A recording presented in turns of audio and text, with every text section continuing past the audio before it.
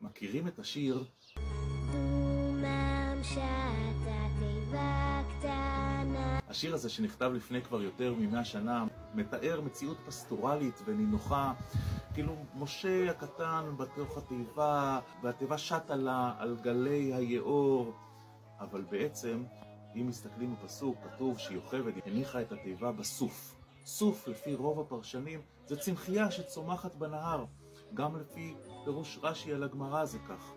ולכן בעצם מה שקרה זה שיוכבד הניחה את התיבה, תקעה אותה בתוך הצמחייה, כדי שאנשים לא יראו את התיבה ולא יראו את הבן שלה שנמצא שם.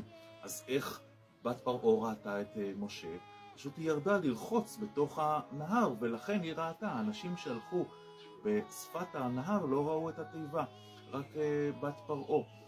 ובפעם הבאה שתשמעו את השיר, תדעו שיש כאן טעות קטנה.